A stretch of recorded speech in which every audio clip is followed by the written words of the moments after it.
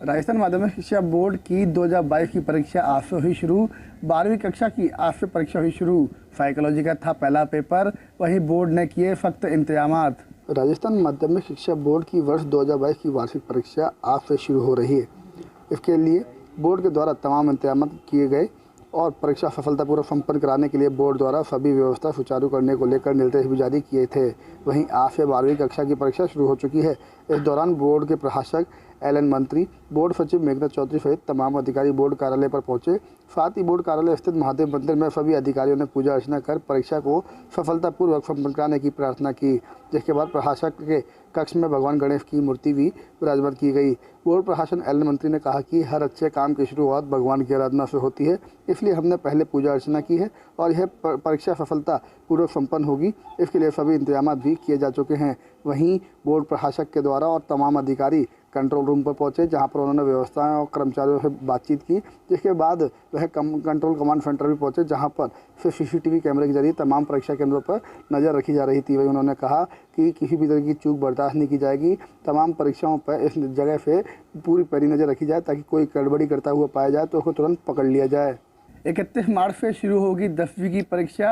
वहीं बोर्ड ने 400 से अधिक केंद्रों पर लगाए सीसीटीवी कैमरे, जिनका कमांड सेंटर बनाया बोर्ड के कार्यालय पर, जहां पर बोर्ड के कर्मचारी सहित तमाम अधिकारी और कर्मचारी रहेंगे मौजूद, रखेंगे निगरानी। भरतपुर के यूआईटी ऑडिटोरियम में आयोजित हुआ संभाग स्तरीय डिजिटल सदस्यता अभियान। संभाग के 18 विधायकों में से सिर्फ 4 विधायक नजर आए इस सम्मेलन में। भरतपुर में आज कांग्रेस का संभाग स्तरीय कार्यकर्ता सम्मेलन आयोजित हुआ, जिसमें पीसीसी चीफ गोविंद सिंह डोटासरा, राजस्थान के चुनाव प्रभारी संजय निरुपम ने कार्यकर्ताओं को संबोधित किया। यूआईटी ऑडिटोरियम में यह कार्यक्रम आयोजित किया गया, जहां संभाग के हजारों कांग्रेस कार्यकर्ता शामिल हुए। कांग्रेस पार्टी द्वारा सभी कार्यकर्ताओं को सदस्यता अभियान में ज़्यादा से ज़्यादा लोगों को जोड़ने के लिए पाठ पढ़ाया गया। सभा को संबोधित करते हुए पीसीसी चीफ ने कहा कि भारतीय जनता पार्टी कांग्रेस से 70 सालों का हिसाब मांगती है, लेकिन खुद 5 साल का हिसाब नहीं दे पाती है। उत्तर प्रदेश में हुए चुनाव में भाई भाई को लड़ाया। बीजेपी सत्ता में आने के लिए पहले से ही षड्यंत्र रच लेती है। वहीं राजस्थान में बीजेपी को लेकर पीसीसी चीफ गोविंद सिंह डोटासरा ने कहा कि 8 से 10 ग्रुप बने हुए हैं। बीजेपी के कई नेता ऐसे हैं जो आपस में एक दूसरे से नहीं बोलते हैं, कोई एक दूसरे की तरफ देखता नहीं है। पीसीसी चीफ गोविंद सिंह डोटासरा ने कहा कि राजस्थान में अगली सरकार एक बार फिर कांग्रेस की बनेगी, लेकिन मुख्यमंत्री कौन होगा, इस पर उन्होंने चुप्पी साधी। उन्होंने कहा कि कांग्रेस में सचिन पायलट का भविष्य उज्जवल है। कल लगातार दूसरी बार उत्तर प्रदेश के मुख्यमंत्री पद की शपथ लेने जा रहे योगी बाबा बुलडोजर के रूप में कोटा के सांगोद कस्बे में धूम मचा रहे हैं। असल में कोटा का सांगोद कस्बा होली से जुड़ा एक खास लोक उत्सव नहान मना रहा है और इसी में योगी बाबा की बाबा बुलडोजर के रूप में झांकी खूब मकबूल हो रही है। इस नहान का खास आकर्षण होते हैं इसमें शरीक होने वाले कई तरह के स्वांग और झांकियाँ। आज कोटा जिला प्रमुख मुकेश मेघवाल और बीजेपी जिलाध्यक्ष मुकुट नागर भी नहान लोक उत्सव में शरीक होने के लिए सांगोद पहुंचे। कोटा के सांगोद में बरसों पुरानी विशिष्ट लोक सांस्कृतिक परंपरा का किन्नर भी खास और अभिन्न हिस्सा होते हैं, जो कि देश के विभिन्न कोनों से कोटा के सांगोद में जुड़ते हैं और इस लोक उत्सव में जमकर थिरकते हैं, नाचते हैं, गाते हैं और साथ में कई लोग इनसे आशीर्वाद भी लेते हैं।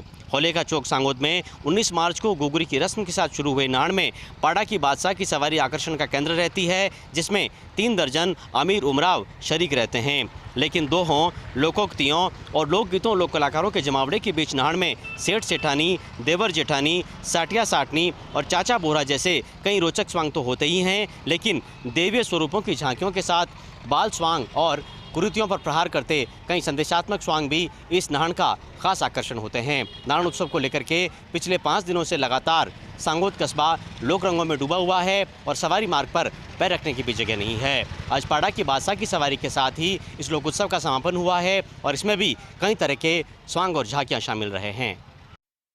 बीकानेर में वर्षों पुरानी रेल फाटकों की समस्या भले हल नहीं हो पा रही हो, लेकिन इन दिनों बीकानेर में संभागीय आयुक्त नीरज के पवन और जिला कलेक्टर भगवती प्रसाद कलाल ये कोशिश कर रहे हैं कि ट्रैफिक व्यवस्था सुधर जाए। इसको लेकर वन वे किया गया है और नो पार्किंग जोन भी बनाया गया है।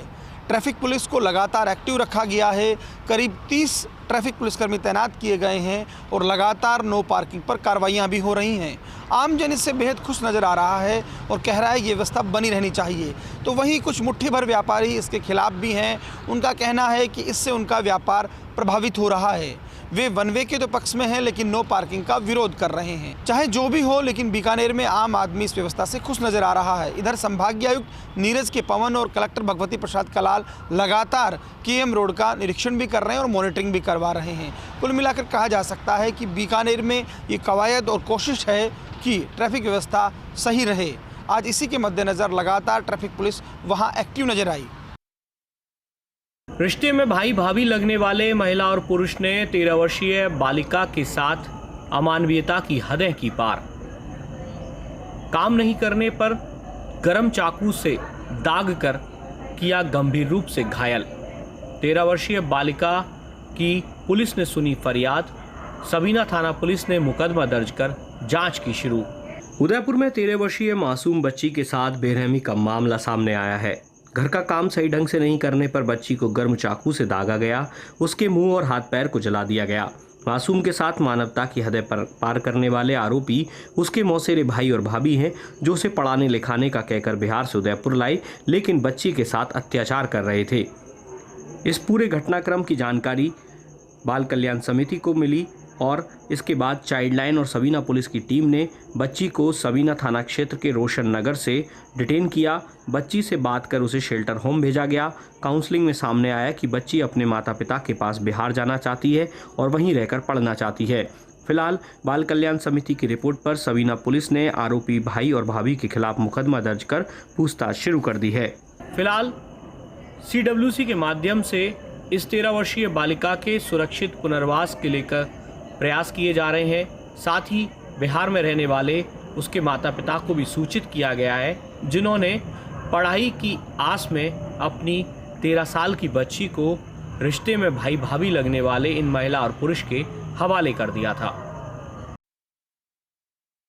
होली के त्यौहार के बाद हर किसी को इंतजार रहता है तो शीतलाष्टमी मेले का।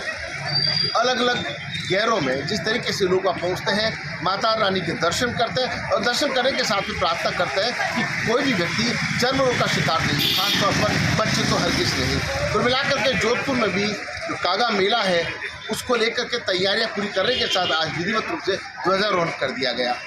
राजस्थान राज्य पशुधन विकास बोर्ड के अध्यक्ष राजेंद्र सिंह सोलंकी ने जहाँ ध्वजारोहण किया, वहीं राज्य मेला प्राधिकरण के उपाध्यक्ष रमेश खुराना और महापौर कुंती देवड़ा के अलावा भारत सेवा संस्थान के ट्रस्टी जसवंत सिंह कछवा विशिष्ट अतिथि के रूप में मौजूद रहे। जिस तरीके से 2 साल का कोरोना का लोगों ने हाल देखा है, उसके बाद आज खुला नजर आया और इस मेले को लेकर के खासा उत्साह है। कई छोटे मोटे रोजगार से जुड़े लोगों को तो लाभ मिलता ही है, बल्कि पश्चिमी राजस्थान से कई तरह के लोग वहाँ पर आते हैं, दर्शन करते हैं, प्रसाद चढ़ाते हैं। और आज चूँकि घरों में ठंडा बना है, कल ठंडा का भोग शीतलाष्टमी जो है माता रानी के चढ़ेगा, उसके बाद कल लोग ठंडा खाएंगे। कल कोई भी गर्म वस्तु नहीं खाई जाती है। कहीं ना कहीं ये जो त्यौहार के बाद के जुड़े हुए पहलू हैं वो हर किसी को संस्कृति से जोड़े रखते हैं और ये आस्था का विषय है, इसको शब्दों में विवेचित नहीं किया जा सकता। क्योंकि जो शीतलाष्टमी आती है, शीतला माता के जब दर्शन करते हैं तो कहीं ना कहीं उसका सीधा लाभ हर परिवार को मिलता है।